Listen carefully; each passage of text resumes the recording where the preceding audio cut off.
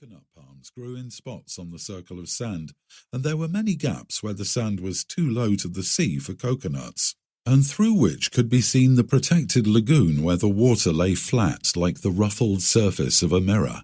Many square miles of water were in the irregular lagoon, all of which surged out on the ebb through the one narrow channel. So narrow was the channel, so large the outflow of water, that the passage was more like the rapids of a river than the mere tidal entrance to an atoll. The water boiled and whirled and swirled and drove outward in a white foam of stiff, serrated waves. Each heave and blow on her bows of the upstanding waves of the current swung the Malahini off the straight lead and wedged her as with wedges of steel toward the side of the passage. Part way in she was when her closeness to the coral edge compelled her to go about.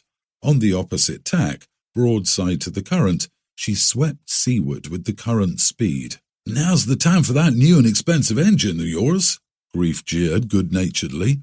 That the engine was a sore point with Captain Warfield was patent. He had begged and badgered for it, until in the end Grief had given his consent. "It'll pay for itself yet," the captain retorted. "You wait and see. It beats insurance, and you know the underwriters won't stand for insurance in the Paumotus." Grief pointed to a small cutter beating up astern of them on the same course.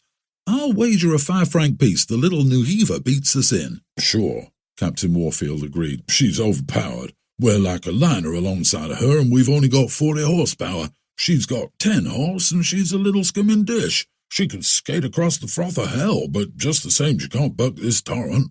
It's running 10 knots right now." And at the rate of 10 knots, buffeted and jerkily rolled, the Malahini went out to sea with the tide. "She'll slacken in half an hour, then we'll make headway," Captain Warfield said, with an irritation explained by his next words.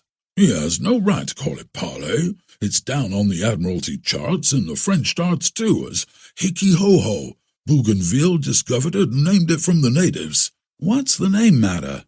the supercargo demanded, taking advantage of speech to pause with arms shoved into the sleeves of the undershirt. "There it is, right under our nose, and old Parlay is there with the pearls." "Who see them pearl?" Herman queried, looking from one to another. "It's well known," was the supercargo's reply. He turned to the steersman. "Tai Hotari, what about old Parlay's pearls?" The Kanaka, pleased and self-conscious, took and gave a spoke.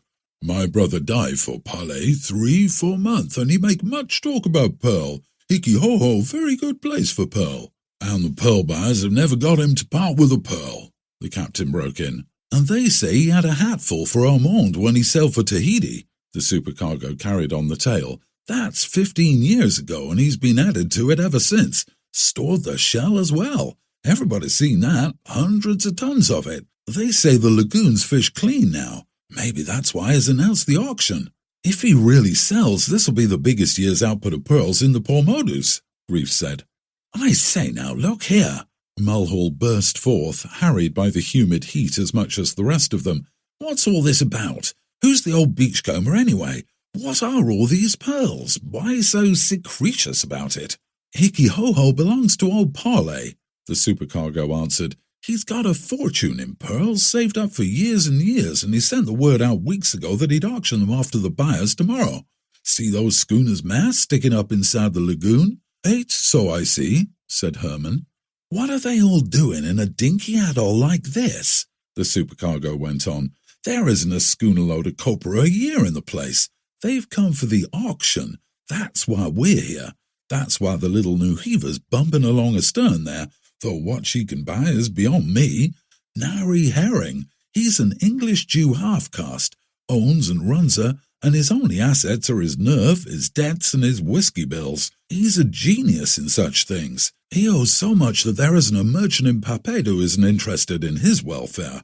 They go out of their way to throw work in his way. They've got to, and a dandy stunt it is for Nari. Now, I owe nobody. What's the result? If I fell down in a fit on the beach, they'd let me lie there and die. They wouldn't lose anything. But Nari Herring? What wouldn't they do if he fell in a fit? Their best wouldn't be too good for him. They've got too much money tied up in him to let him lie. They'd take him into their homes and hand-nurse him like a brother.